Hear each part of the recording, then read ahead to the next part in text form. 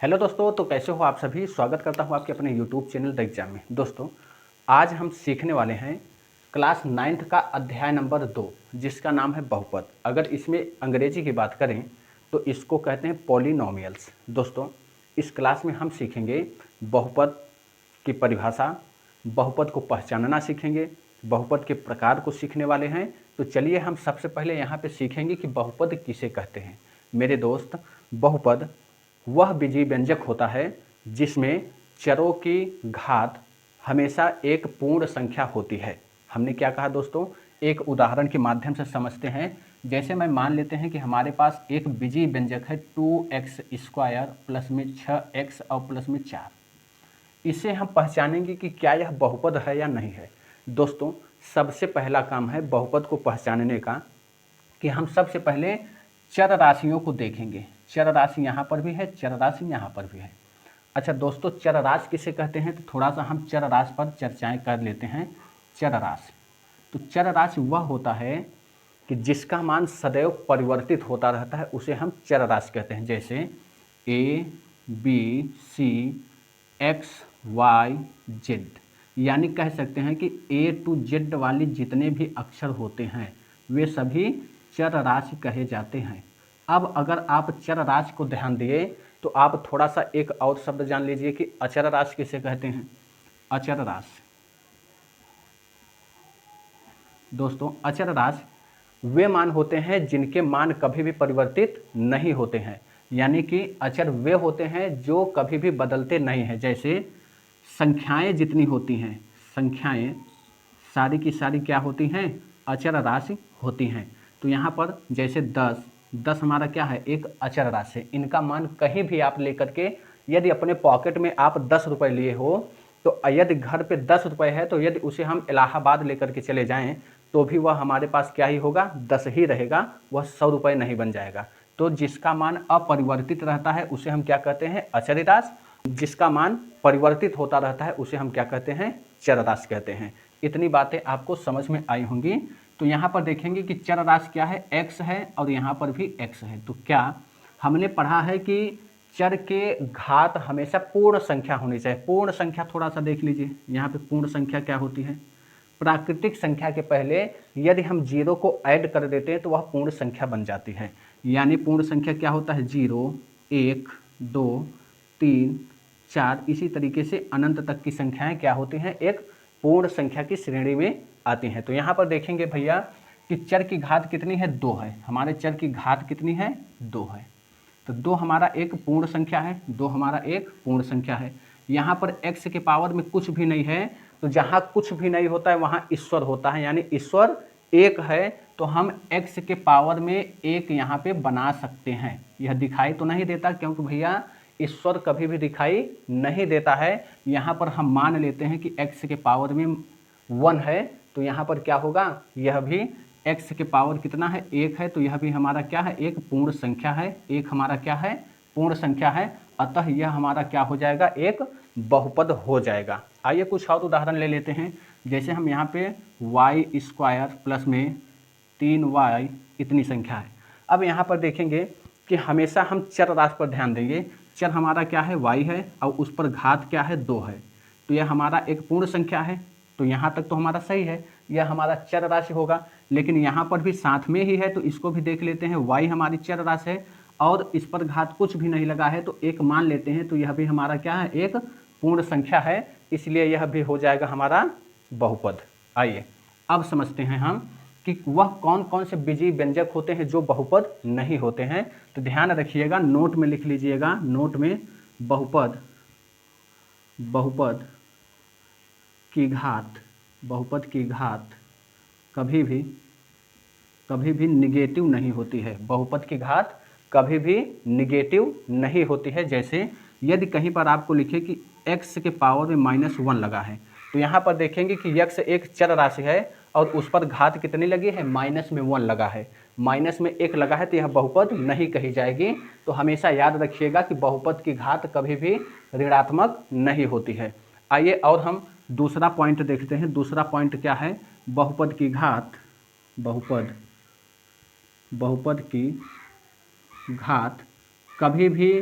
करणी में नहीं होती है, कभी भी करणी में नहीं होती है।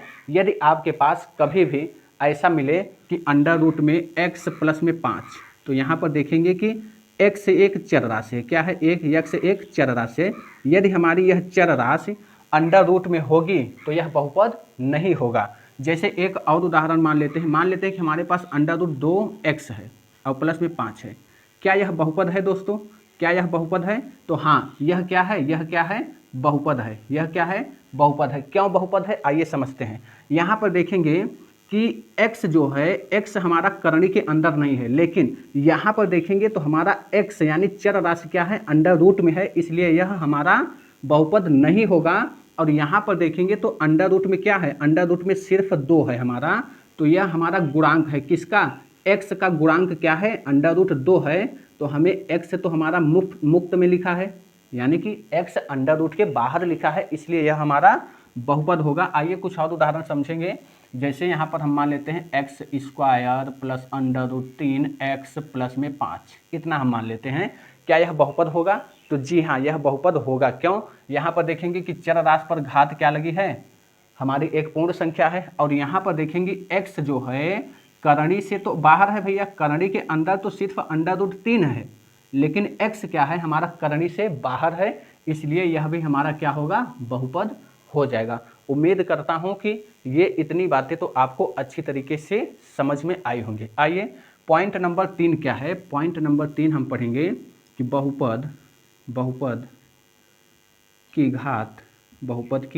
घात कभी भी दशमलव में नहीं होती है, कभी भी दशमलव में नहीं होती है। जैसे आपको कभी भी मिले कि x की पावर 1.5 प्लस में y ऐसा मिल जाए, तो आप इतना समझ लीजिएगा कि कभी भी बहुपद की घात दशमलव में नहीं होती है, यानी यहाँ पे कह सकते हैं कि भिन्न के रूप में नहीं होती है, भिन्न के रूप में नहीं होती। जब कभी भी आपको यदि इस तरीके का लिखा मिले कि y की पावर 1/2 प्लस में 5y, इस तरीके का यदि आपको मिलता है तो यह बहुपद नहीं कहा जाएगा। क्यों नहीं कहा जाएगा? क्योंकि बहुपद की घात क्या है, भिन्न में लिखा गया है, और भिन्न को हम यदि भाग में देंगे तो हमारा दशमलव में बन जाता है, इसलिए यह हमारा क्या होगा, बहुपद नहीं कहा जाएगा।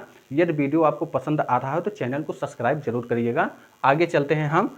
आइए यहाँ पर हम बहुपद को कुछ पहचानना सीख लेते हैं कि कौन कौन से बहुपद हैं और कौन कौन से बहुपद नहीं हैं। दोस्तों यहाँ पर एक उदाहरण दिया गया है कि 5x स्क्वायर माइनस में 4x स्क्वायर और प्लस में x माइनस अंडर रूट में 2 दिया गया है। तो दोस्तों यहाँ पे देखेंगे क्या यह बहुपद है या नहीं है। तो हमने क्या कहा था कि बहुपद की घात सदैव क्या होनी चाहिए, पूर्ण संख्या होनी चाहिए। तो घात को हम देखेंगे, x के पावर में कितना लगा है, 2 लगा है, यहाँ पे x के पावर 2 है, यहाँ x के पावर में 1 है। यह तीनों संख्याएं क्या हैं, एक पूर्ण संख्या है, इसलिए यह बहुपद होगा। लेकिन दूसरा प्रश्न हमारा दिया गया है 1/a-1 दिया गया है, तो यहाँ पर क्या यह बहुपद है? तो दोस्तों यह बहुपद नहीं है। क्यों नहीं है? तो यदि हम 1/a-1 लिखा गया है, तो इसको अगर a-1 को ऊपर ले जाएंगे दोस्तों, तो यह ध्यान रखिएगा a के पावर में -1 हो जाएगा, a के पावर -1 हो जाएगा और -1 हो जाएगा ये। तो यहाँ पर देखिएगा कि जब भी आपको यदि चर राशियाँ नीचे दिखे, यानी हर के रूप में चर राशियाँ दिखे, तो उसे आप मान लीजिएगा कि यह बहुपद नहीं होगा। अब यहाँ पर दूसरा प्रश्न तीसरा देखते हैं। यहाँ पे दिया है y के पावर में 1/2 दिया गया है और प्लस में 4। हमने क्या बताया था आपको कि बहुपद की घात कभी भी भिन्न के रूप में नहीं होती है। और यह यहाँ पर क्या है, बहुपद की घात क्या है, यानी चर की घात क्या है, 1/2 है, यह भिन्न के रूप में लिखा गया है, तो यह बहुपद नहीं होगा। यहाँ पर भी हमने क्या बताया था आपको कि कभी भी चर राशि की घात दशमलव में नहीं होनी चाहिए, और यहाँ पर क्या है, दशमलव में लिखी गई है, यानी भिन्न के रूप में लिखा गया है, दशमलव भिन्न में लिखा गया है, तो यह भी बहुपद नहीं होगा। आई होप कि आप बहुपद पहचानना सीख गए होंगे। चलिए अब हम सीखते हैं बहुपद की घात क्या होती है। दोस्तों अब हम सीखेंगे बहुपद की घात क्या होती है। यहाँ पर बहुपद की घात को हम सीखेंगे तो ध्यान रखिएगा कि चरों की अधिकतम घात, चरों की अधिकतम घात जिसे हम अंग्रेजी में पावर बोलते हैं, पावर बहुपद की घात कही जाती है, बहुपद की घात कहलाती है। यहाँ पर जैसे समझेंगे कि हमारे पास एक उदाहरण है 4x के पावर में 3 प्लस में 2x स्क्वायर प्लस 6x और प्लस में 3, ये हमारे पास एक बहुपद दिया गया है। अब यहाँ पर हमने क्या देखा है कि चरों की अधिकतम घात यहाँ पर कितनी है, यहाँ पर देखेंगे तो 3 है, यहाँ पे 2 देखें और यहाँ पर कुछ नहीं है तो 1 है। तो यहाँ पर अधिकतम घात क्या होती है, हमारी बहुपद की घात कहलाती है। तो यहाँ पर घात बराबर क्या हो जाएगा, 3 हो जाएगा। उम्मीद है कि यह प्रश्न आपको समझ में आएगा, बहुपद की घात को आप आसानी पूर्वक से पहचान लेंगे। आइए हम देखते हैं कि बहुपद कौन कौन से होते हैं। देखिए, एक तो हमारा बहुपद होता है एक पदी बहुपद, एक पदी बहुपद होता है। एक पदी का मतलब क्या होता है, जिसमें केवल एक पद हो। जैसे उदाहरण में इसे अंग्रेजी में मोनोमियल्स कहा जाता है। एक पदी बहुपद को हम मोनोमियल्स कहते हैं। एक पदी आप नाम से ही पता कर पा रहे हो कि जिसमें एक पद होगा वह क्या होगा, एक पदी बहुपद कहा जाएगा। जैसे 2x, इसमें क्या है, एक पद है। जैसे y में क्या है, एक ही पद है। यहाँ पर आप समझ पा रहे होंगे कि यहाँ पे 2x लिखा है तो ऐसा लग रहा होगा कि 2 पद हैं। नहीं भैया, यह क्या है, x का गुणांक है। x का क्या है, 2 गुणांक है, यानी 2 गुणा में x लिखा गया है यहाँ पर। तो यह लिखा तो एक ही पद में गया है, तो इसलिए यह एक पदी बहुपद होगा। आइए कुछ और बहुपद देखेंगे। एक बहुपद होता है द्विपदी, द्विपदी बहुपद, द्विपदी बहुपद को हम देखेंगे कि नाम से तो पता चल पा रहा होगा ना कि यह क्या है, जिसमें 2 पद होता होगा वह क्या होगा, द्विपदी बहुपद होगा। जैसे x प्लस में 4, यह क्या है, इसमें देखिए 2 पद अलग अलग हैं, एक x है और दूसरा क्या है, 4 है। तो इसे हम क्या कहेंगे, 2 पदी बहुपद कहेंगे। जैसे एक और उदाहरण लीजिए 2x प्लस में 6, यह क्या है, 2 पदी बहुपद है। क्यों भैया, देखो एक 2x एक पद हो गया और 6 क्या हो गया, दूसरा पद हो गया। तो यहाँ पर 2x प्लस में 2 क्या है, 2 पदी बहुपद है। और आइए सीखते हैं त्रिपदी बहुपद। क्या होता है, त्रिपदी बहुपद। त्रिपदी बहुपद क्या होता है, जिसमें 3 पद हो। नाम से पता चल रहा है कि जिसके 3 पद होंगे उसे हम क्या कहेंगे, त्रिपदी बहुपद कहेंगे। यहाँ पे जैसे x स्क्वायर प्लस में 6x और प्लस में 8, यह क्या है दोस्तों, यह क्या है, त्रिपदी बहुपद है। त्रिपदी, एक पद ये हो गया, 6x दूसरा पद और 8 क्या हो गया, तीसरा पद हो गया। तो यहाँ पर हमने एक पदी बहुपद को अच्छे तरीके से सीख लिया, द्विपदी बहुपद को भी सीख लिया और त्रिपदी बहुपद को भी सीख लिया। आइए अब हम सीखते हैं, यहाँ पे बहुपद को हम 3 प्रकार से पढ़ने वाले हैं। एक तो हम पढ़ेंगे रैखिक बहुपद, दूसरा पढ़ेंगे द्विघात बहुपद और तीसरा पढ़ेंगे त्रिघात बहुपद। चलिए अब हम यहाँ पे बहुपद को 3 प्रकार से पढ़ने वाले हैं। एक तो हम पढ़ेंगे दोस्तों, हम यहाँ पे 3 प्रकार से बहुपद को पढ़ने वाले हैं। पहला हम पढ़ेंगे रैखिक बहुपद, रैखिक बहुपद,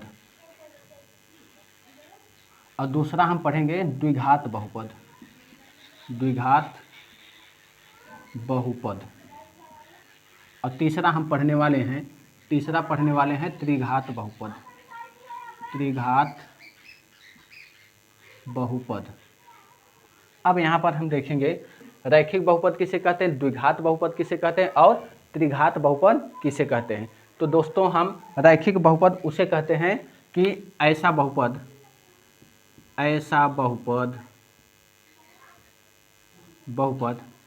जिसमें चरों की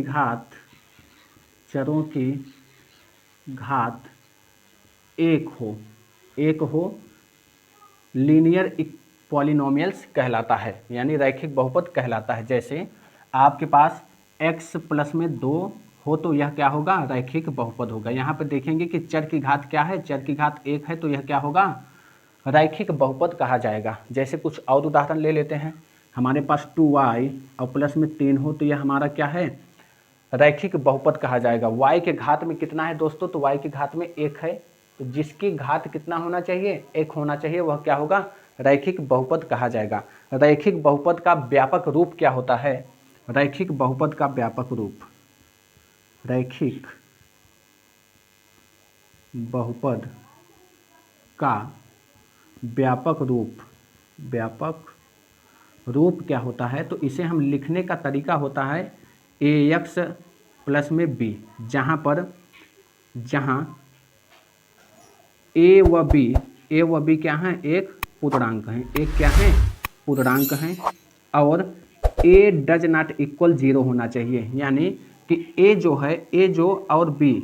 और b एक पूर्णांक संख्या होंगी और a के बराबर में कभी भी 0 नहीं होना चाहिए, तभी तो वह क्या होगा? रैखिक बहुपद होगा।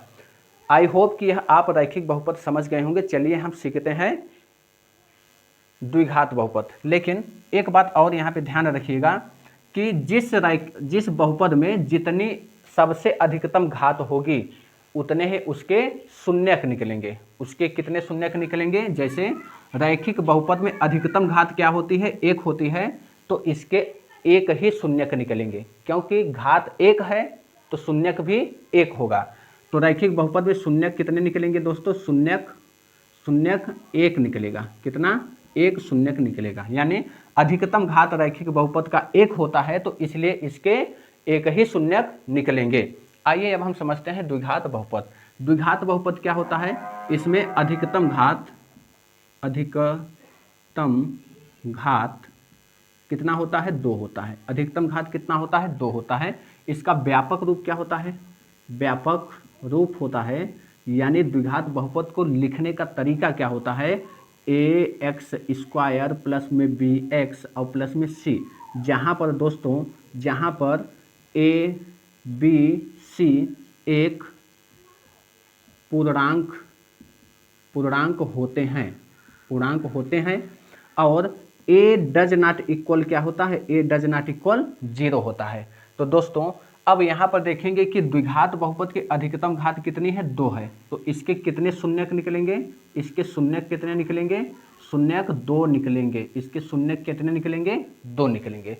दोस्तों आइए द्विघात बहुपद में कुछ और छोटी छोटी बातों को हम समझ लेते हैं। यहाँ पर शून्यक का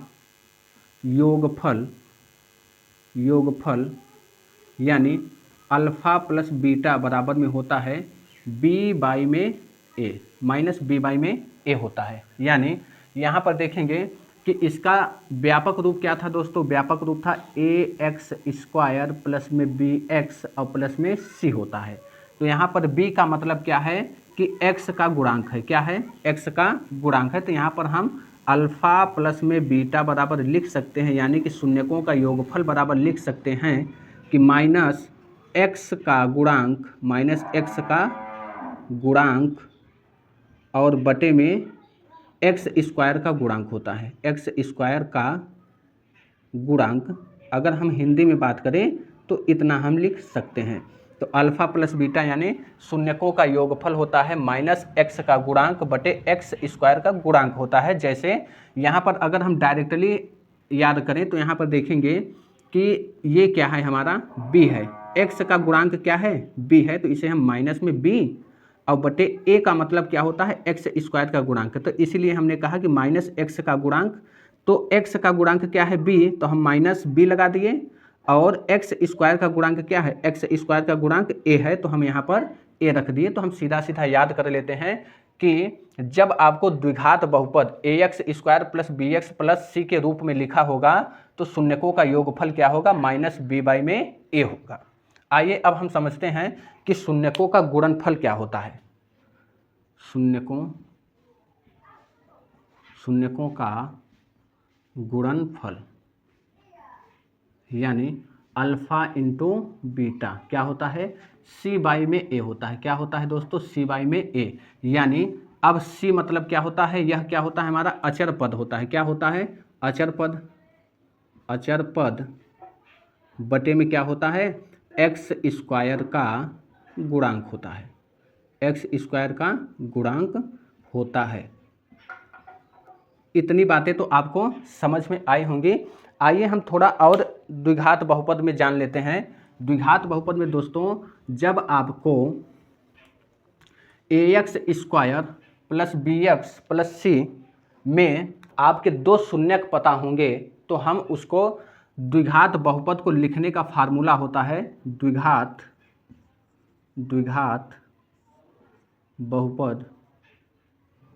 बहुपद का सूत्र होता है दोस्तों। सूत्र होता है, क्या होता है, एक्स स्क्वायर माइनस में अल्फ़ा प्लस में बीटा कोष्टक के बाहर एक्स माइनस प्लस में अल्फ़ा इंटू क्या होता है, अल्फ़ा इंटू बीटा होता है। यह हमारा क्या है, द्विघात बहुपद बनाने का सूत्र होता है। जब आपको अल्फ़ा और बीटा का मान पता होगा, यानी कि दो शून्यक आपको पता होंगे और आप डायरेक्टली पूछा जाएगा कि द्विघात बहुपद बनाइए, तो आप सीधा सीधा उन दोनों शून्यकों को रख करके यह द्विघात बहुपद प्राप्त कर सकते हैं।